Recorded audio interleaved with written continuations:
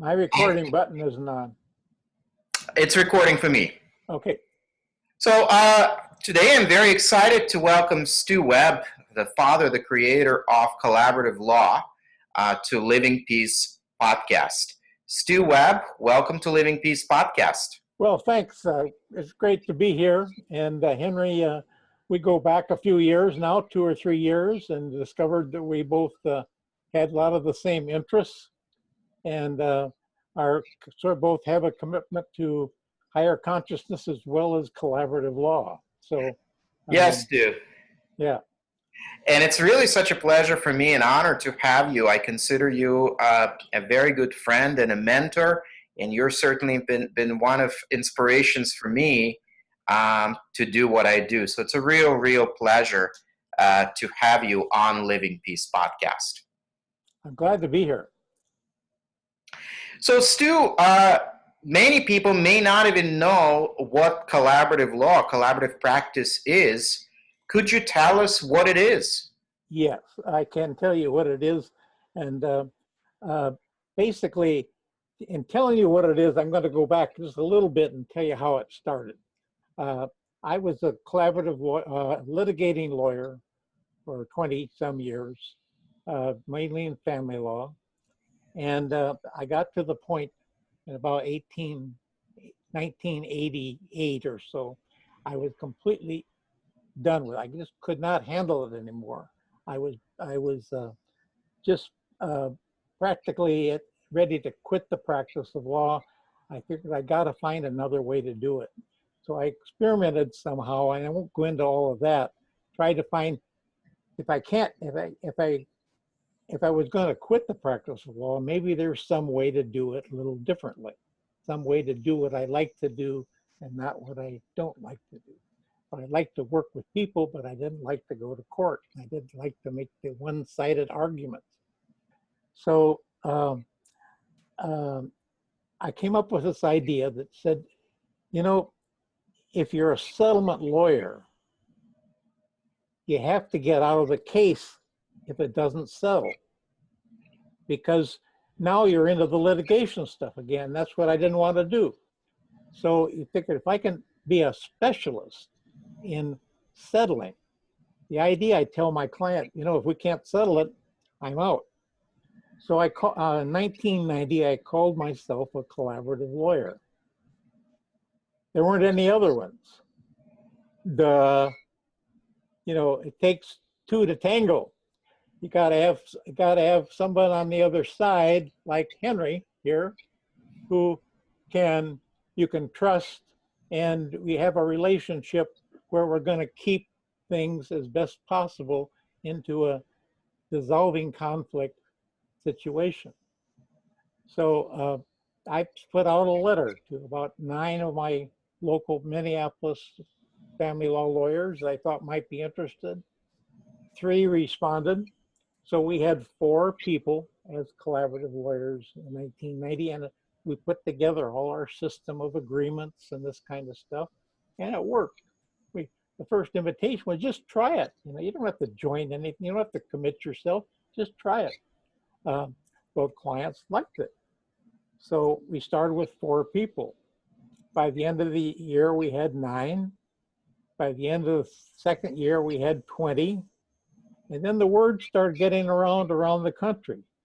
And what it hit, Henry, is that it hit a chord in other lawyers who were tired of the litigating, tired of the conflict, tired of taking positions that they didn't believe in, and tired of not being able to just support the family system that was trying to get help here. So in collaborative law, I represent a client, but I also there represent the family system in a sense, looking out for everybody and keep the consciousness as high as possible. Now, what happened was with collaborative law is that all of a sudden, after 10 years or so, we discovered that financial people, mental health people, child specialists were all in the game. They wanted to play the game, same game. And they would agree to get out if it didn't settle. So we could all sit around the table and get all the facts out on the table. There's no manipulating, there's no nothing that you just lay it all out there. You first start, you gotta know what's there. Then the parties can have something to work with. And we work with having people set their goals ahead of time. So we kind of know what they want to do. And when we do that, we find that often the parties have the same goals. Mm-hmm. They just get messed up in the little stuff, and get messed up in their thinking. So they get messed up in their conflict. And so part of what we do is and just sit around the table and just be ourselves as much as possible.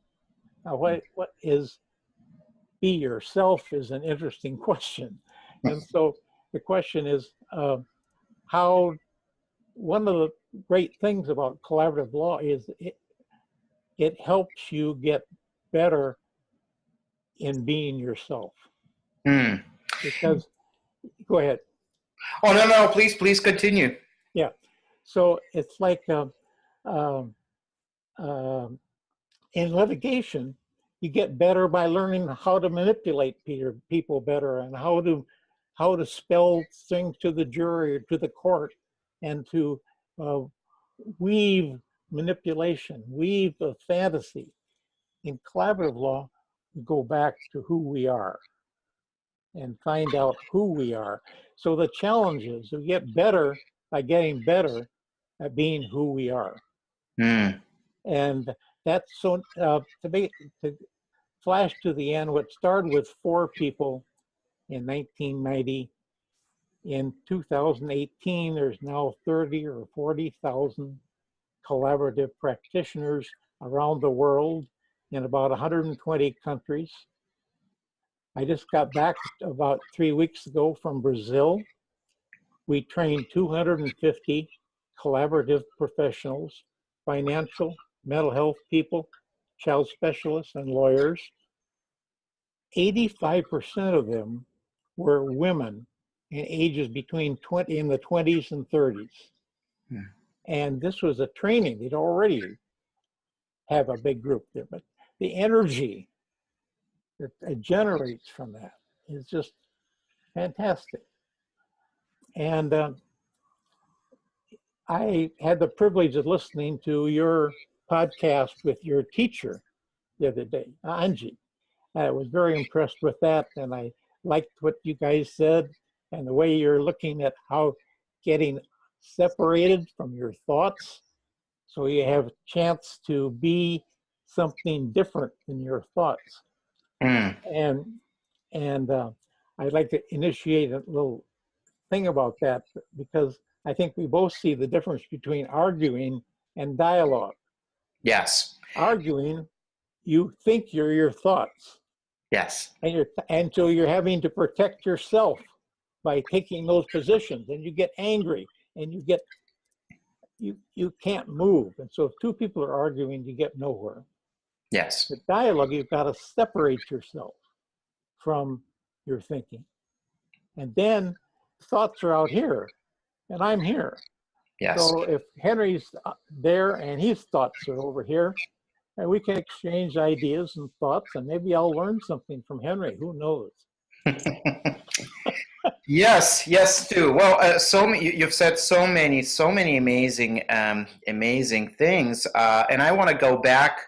I will go back in a second to talking about this idea of who we truly are, that is so connected to collaborative law.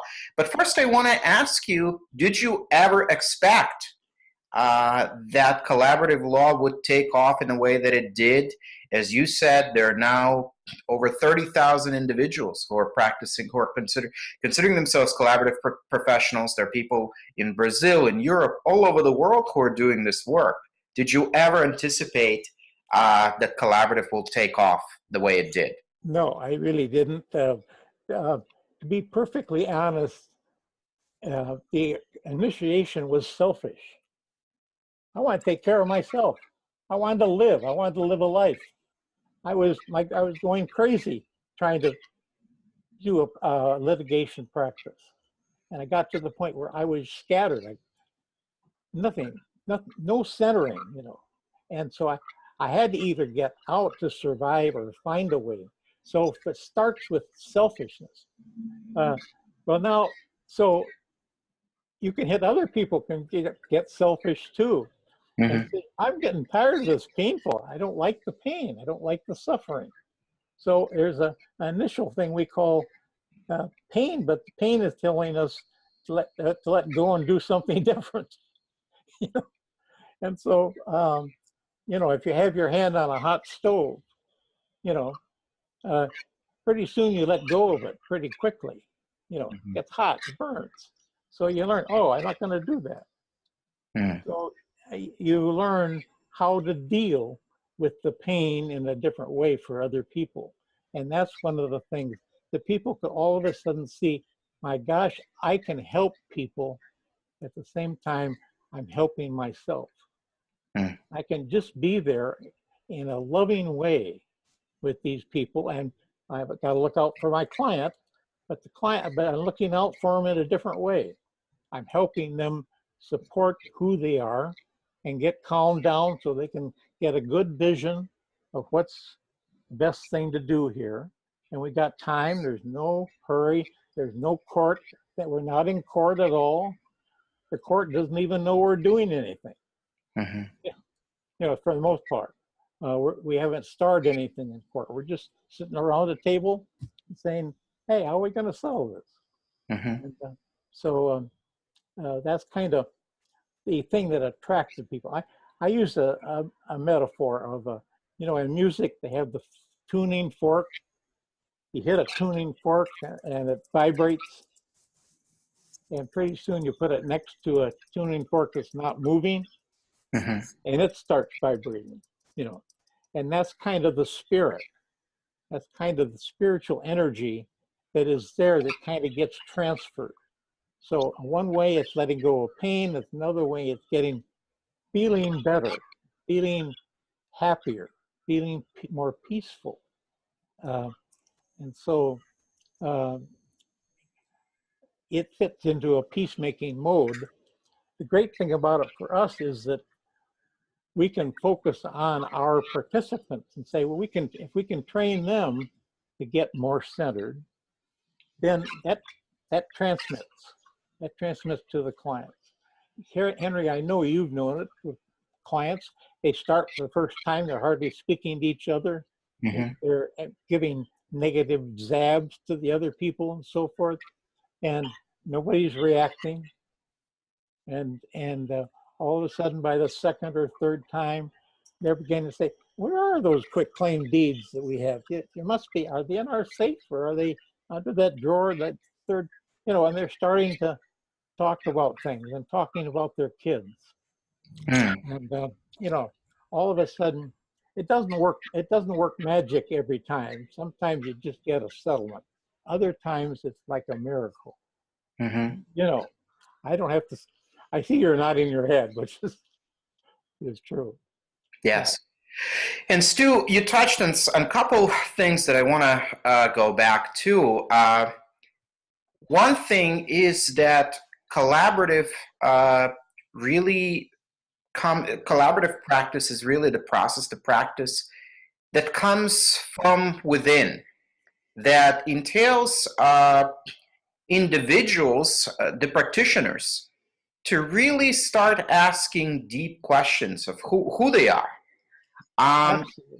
So I don't know, you know, what came first, and it may be the chicken or the egg type question, whether the collaborative practice came first or the deep questions that are so inherent to the practice, both for the practitioner and for the client, to really ask of who are we really, and why are we here? And that becomes integral, and in fact, even from my experience, even more important than, you know, who gets the house or who gets the couch or who gets the car. Oh, that is so true. And really what happened is that just to go back, I've been a searcher for higher consciousness all my life. Mm-hmm. Chances are, if you've had that spark inside of you at some time that started growing and you started looking around for what's this all about?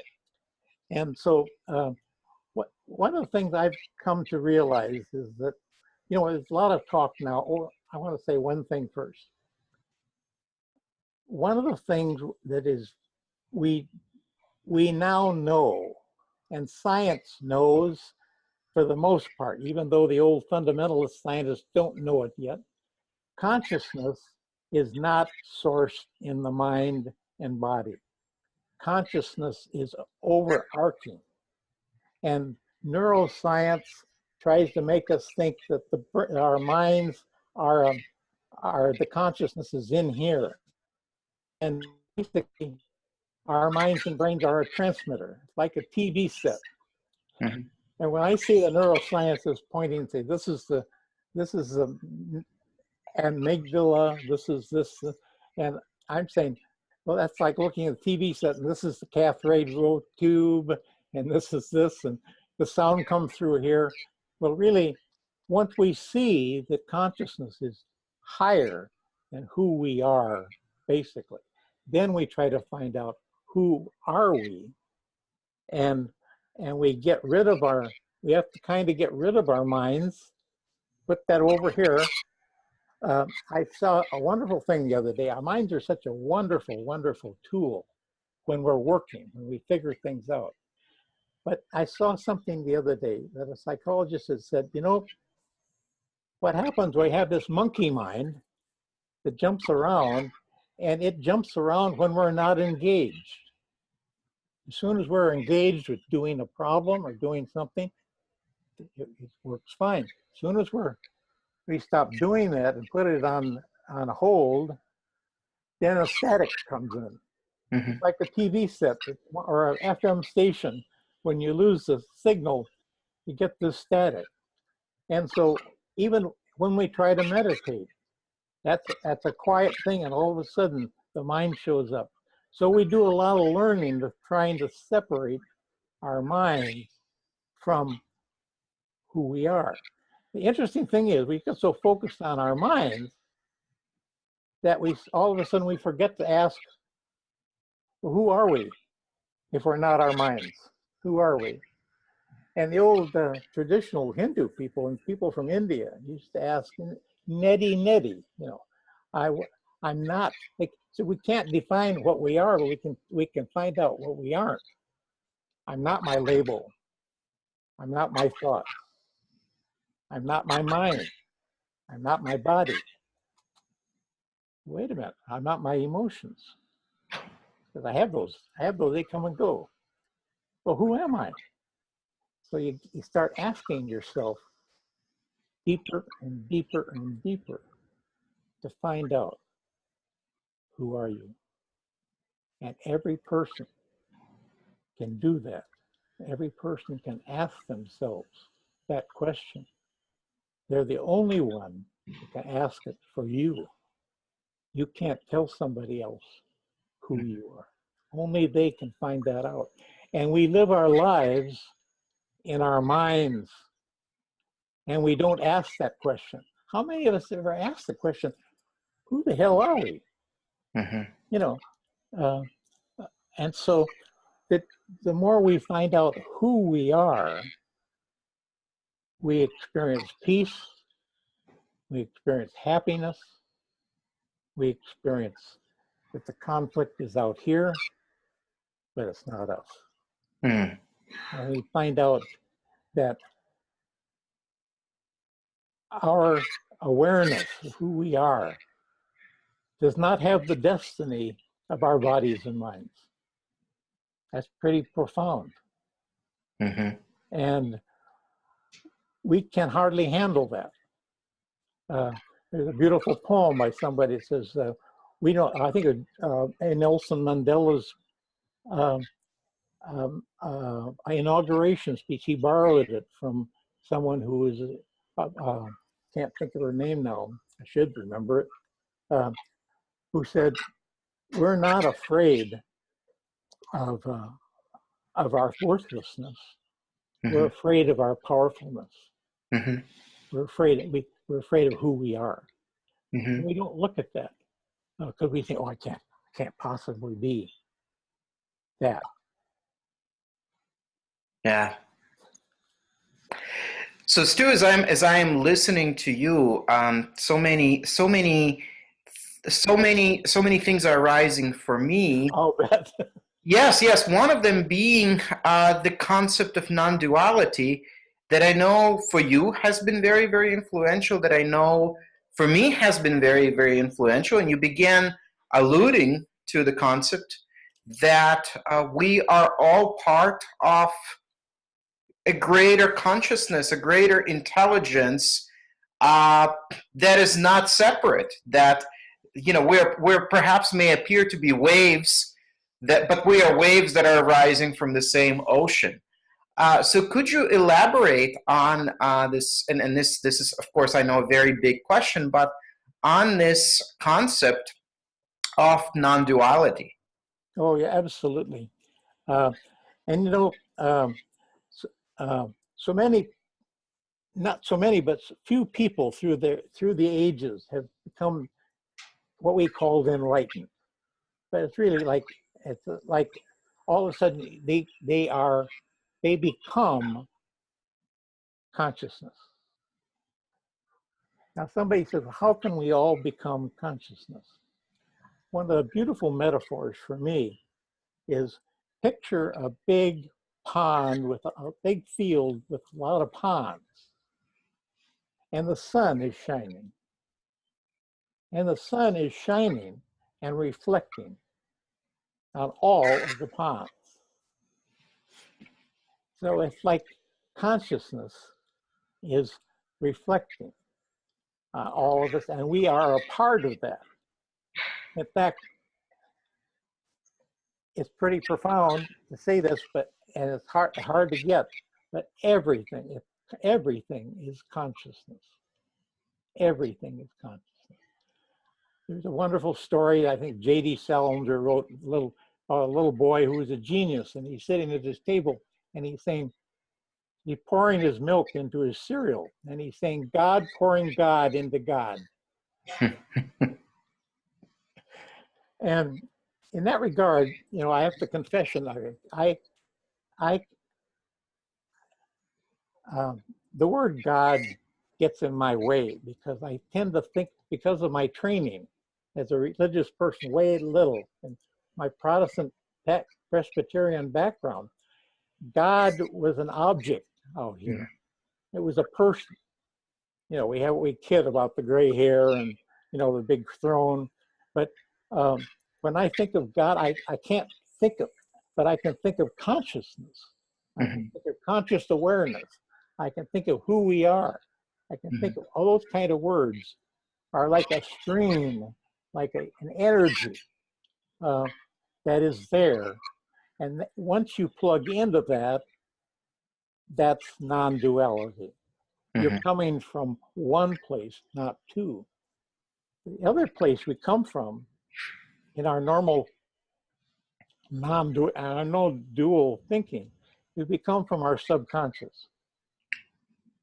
So we say, I'm good, I'm bad. I'm good, I'm bad. Good, bad. That's the mind. The mind, when it gets in the chatter, tells you some good things, but it also tells you what a stupid person you are. And like one of my great authors, Untethered Soul book, he says, imagine that your thinking is your roommate. How long would you tolerate a roommate that chatters to you all the time about what a stupid person you are and how you can't do anything right or whatever?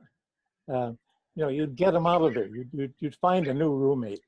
Uh, uh, so it's like not paying attention to our minds, because the mind is like our ego. It's trying to protect itself, its belief that you are a separate person and you have to be defended. And so we have to get past our minds, and it's very difficult because the mind veils our consciousness. It's like, once again, the milk and the milk. It's like consciousness is veiling consciousness. Mhm. So, but the point is, our meditation, what I'm talking about is beyond meditation. Mhm. It's beyond meditation, because meditation gets you as far as you can with your mind. But Mhm. there's something beyond that you have to break through to. Mhm. And Mhm. I'm sure that's one of the things that, Henry, that you're doing with your teacher, Angie. And when you go to India, Mhm. there's a special time to get that special time to where you're more open to do. I'm here. I don't face this conflict every day anymore. I can just sit here and have fun talking about it. You people who are in the trenches, you Mhm. know, that are every day, you're doing the same things with people who have conflicts and problems, and Mhm. and the more you can get centered into who you are, then the more you can be peaceful with that going on. You're caught up, otherwise you're caught up with them. Yes. Yes, and Stu, as I'm hearing this, and you brought up Michael Singer, which has also had tremendous influence on me, and I think of the phrase from Michael Singer from Untethered Soul that goes, when you begin from a place of peace, you can deal with anything. And so when our colleagues or our clients ask me, okay, well, everything you're talking about, consciousness and peacemaking and all of this is nice, but they will generally say, but I have a practical question. How do we divide the house? How do we divide the car? How do I move through this place of conflict, this conflict? How do I talk to my children? And for me, the response is always first, get in the place of peace.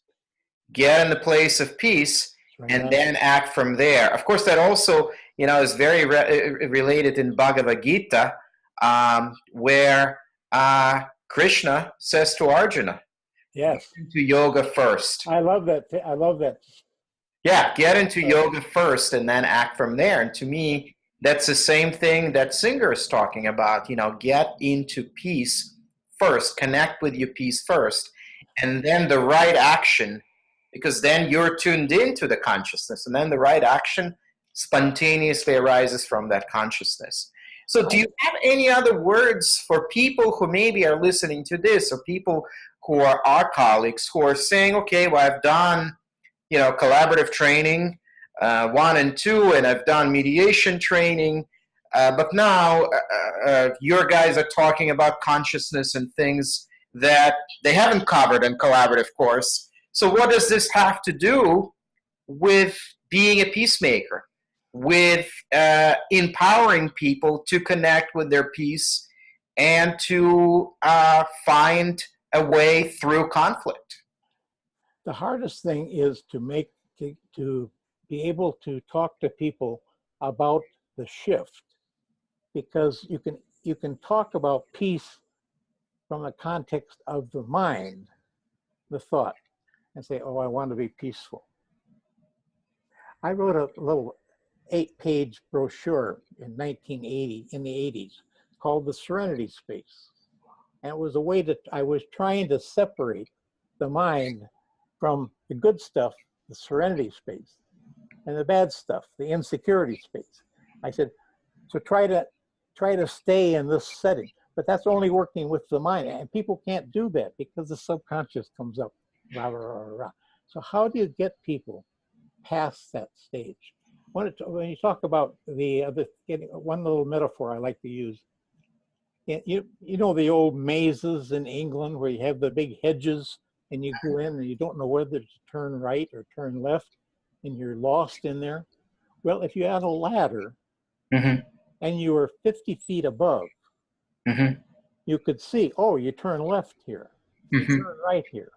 And so that's where you're higher your consciousness, the higher the more you're centered in who you are, the more you see the situation free of a lot of the conflict that you're caught up in. Mhm. And I think that's the magical part. And so part of our job in collaborative law, and really in all the professions that are trying to help people, is to see that there's a possibility of getting into a higher place. And I think, Henry, there is a transmission that happens Mhm. when we get in, when we get into a place. Well, Angie would be a perfect example of that. I'll bet. I've never met Angie, but I'll bet if I'm standing next to Angie in the subway, I'm going to feel him. Yes. And so, there's a transmission that happens when you're in a higher place as well. Yeah. So I think there's not all word stuff gets people caught up in their minds. But if you get someone to explore slowly who they are or get quiet down, then something else happens. A wonderful thing that happens sometimes in collaborative law, that there's a silence. Mhm. A silence. Now, traditionally, lawyers hate silence. Mhm. We jump in and we ruin the silence. We shatter it with our words. The deeper that silence goes, the more some possibilities start coming up for the clients. Mhm. I've had cases where I'm representing the husband, the wife says, well, I may be crazy, but I'd be willing to blah, blah, blah, blah, blah, blah, blah, blah, blah. And I'm thinking, I would never be able to say to that person, why don't you do blah, blah, blah, blah, blah, Mhm. but it's coming from a place of what, call it mystery. Mhm. It's there, it comes up. And so Mhm. that's part of the climate we're setting. That's part of what peacemakers do. And peacemaker can't be just from, got to Mhm. be peaceful, Mhm. got to be peaceful. Uh, Yes. uh, and um, go to a perfect place in the world where everything is beautiful. The water, the ocean, the mountains, the stream. Oh, so peaceful. But that's looking outside to get what you really want inside. You want to be able to go to a slum in New York and sit there and be peaceful Mhm. and compassionate and all the other things that come up from a positive place. But those are the tests. Those are the tests when you're facing what we're facing in the world today, all the chaos. We can get caught up in the chaos. We can go crazy about the chaos. Or we can see it from a place of who we are Yeah. and know it in a different way. It's so profound, Stu, what you're saying. As I am listening to you, I am thinking of the poem by Rumi, uh, who says, there is a place beyond right and wrong. I'll meet you there. I know, it's a beautiful poem. And I think you and I often talk, and we've had many conversations over the years about the paradigm shift, Yeah. that is sometimes so challenging for so many professionals, because I think especially lawyers get so caught up in the right versus wrong conversation Yeah. that we never rise beyond it. And to me, everything that you're doing, everything that I am doing, is about going that place that is beyond right and wrong. And in that place, true magic happens. True magic happens because in that place, we start understanding each other as human beings, and we start connecting with each other as human beings. And Beyond that is when we start getting to non-duality level, Absolutely. where we are not even seeing each other as separate human beings, but as part of the same one, indivisible divine consciousness. I'm doing an experiment now. Here, I want to share with you. We Mm-hmm. have our local collaborative law group meets once a year for a big annual deal. And 3 of us did programs this year. We'll make up our own program. So about a dozen lawyers, a lot of them been around a while, met with me. And my presentation was from the untethered soul, which read the first 4 chapters of Untethered Soul, forget the rest of the book, but read the first 4 chapters. That's my pitch to them. And moving from the untethered soul of who we are to shift, I call it, which is non-duality. So I taught that, presented it to these group 2 months ago. End of December, we did a Zoom, Mm-hmm. the 13 of us. And tonight, this afternoon, we're doing our second Zoom. So, and in the meantime, I've thrown out some other stuff to them, so giving them some of my ideas of a toolkit. But but everybody can have their own toolkit. So the question is, what will work for you Mm-hmm.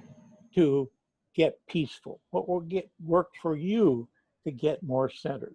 Each person is different. Mm-hmm. There is no path, there's no rule here. You have to do it this way. That's the way we did it in religions, you know. You didn't do it this way, you're going to hell. You know, this Mm-hmm. kind of thing. You know, no. You know, it's like whatever will work for you. But there's support and loving way that you can provide that kind of loving support. Mm. You know, when I think of sitting in a collaborative setting, now see, I'm retired, I don't have to do this anymore. But sitting in a collaborative setting and sending love when someone else is talking, sending love, holy mackerel. How powerful is that? Powerful is that? So this experiment, I just report on it, but the main thing is there'll be 8 people on that Zoom this afternoon, and to find out what's working for them now. Mm-hmm. Mm-hmm. But you know, to get them to share what's working for them, not me laying a bunch of stuff on them, although I do that sometimes. It's hard not to, right? Yes. Yes. Yes. But you know, Stu, as I'm listening to you, to me, it seems it's about as you mentioned earlier, you know, it's about creating these transmitters. So you've been one of the greatest transmitters of consciousness, of creativity. You have influenced so many people around the world, and now, as people listen to you, as people like myself get inspired by you, by your journey, then we also become transmitters. You know, and then little transmitters all of a sudden operating all over the world, who are really getting it, who are really interested in going deep, interested in going beyond right and wrong, interested in going beyond even meditation, beyond even the thought, and truly experience that depth. Beautiful, beautiful. Yeah, and I think, so for me, you're really an inspiration, Stu, and I'm so grateful for the work you're doing, for the consciousness that you're bringing, and I'm so grateful to you that you were able to take the time today to speak with me. Well, you see, I'm retired now, so I don't have, you poor guys that are still in the struggle have a harder time staying centered. It's easier for me now because I don't have any of that stuff. And besides that, you know, I've learned a lot of how to handle myself. But I was thinking when you said that, I had this mental image of there's a mountain, Mhm. and it's a dark with a lot of paths and a lot of cliffs. And somebody at one stage where it's a little dangerous is standing there holding a lantern. And if you look around in the dark, you see a lot of lanterns being held. Mhm. And somebody, maybe it's a torch, so somebody comes and gets a little flame from your torch Mhm. and goes over to their position and holds it. And somebody else gets that flame from them, and it starts lighting up. And that's what has to happen. We Yes. can't solve our problems, as Einstein said, on the same level as the problem. We have Yes. to solve them from a higher place. And that's what Henry and I have been talking about. And that's the good work that Henry's doing in his conflict resolution stuff. And I know when he goes to see Angie, they go deeper than just this dissolving conflict thing that he's doing with his webinar. That's one thing he's doing with it, one package. But I know he's deeper than that. And I know Angie is too. And I know we can sense that. And first time I met Henry at a collaborative law gathering, I just connected with him like that. And I really appreciate what you're doing. And I'm so pleased that to know that it's really something that's happening with the people that participate in collaborative law, because it's centered around getting better and getting closer to who we are. And Thank you getting very deep. much for having me, Henry. Appreciate it very much. Thank you, Stu. It's such an honor for me. Thank you. Okay. Love you. Love you too.